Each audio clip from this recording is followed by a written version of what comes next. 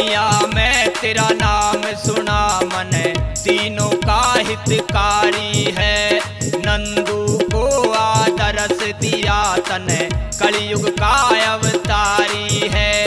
कण कण के में रमा हुआ तू, सच्चा मोहन मुरारी है। हर कलयुग में अवतार लिया है, द्वापर का गिरधारी है। हर कलयुग में अवतार लिया है, द्वापर का गिरधारी है। मेरी सुन ले बिरज बिहारी है, तेरी आके जोत जड़ाई रे। सारे जग में घूम लई अब तेरे दर पे आई रे। सारे जग में घूम लई अब तेरे दर पे आई रे।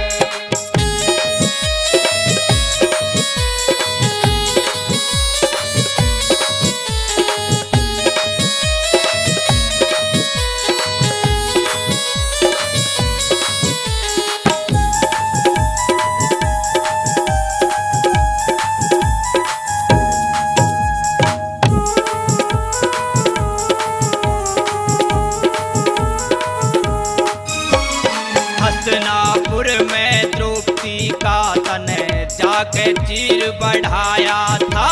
सिरसागढ़ में नरसी का तन, जाके भात भराया था। धन्ना जाट हुआ तेरा बिन, बीज खेत उपजाया था। नरसिंह रूप धार के बाबा, जा प्रहलाद बचाया था। नरसिंह रूप धार के बाबा, जा प्रहलाद बचाया था।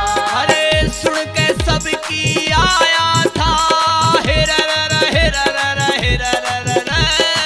सुन के सबकी आया था, क्यों मुझको देर लगाई रे। सारे जग में घूम लई अब तेरे दर पे आई रे। सारे जग में घूम लई अब तेरे दर पे आई रे।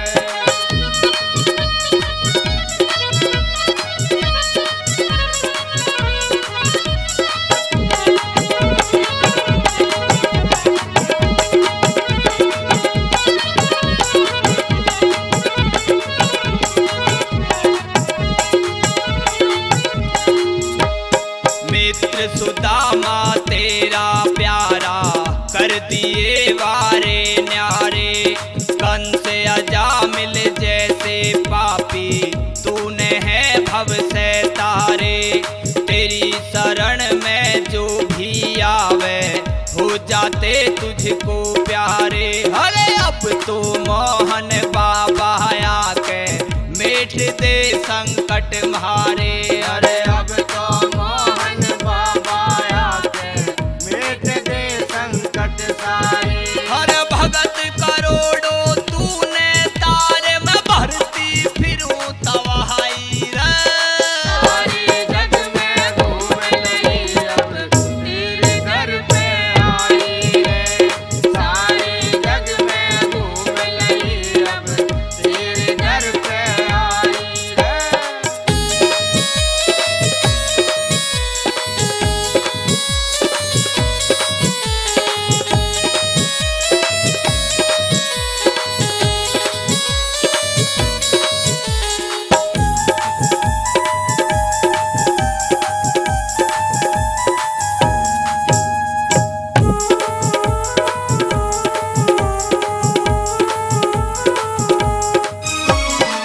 सब देवों से अलग सुनी मन, मोहन तेरी माया है। उसका बेड़ा पार किया तुझे, जिसने मन से ढाया है।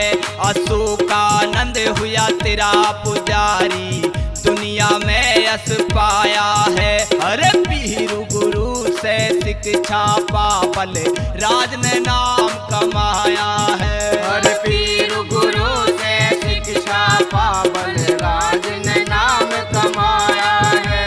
नरेश को ज्ञान सिखाया है। नरेश को ज्ञान सिखाया है, गोपाल ने महिमा गाई।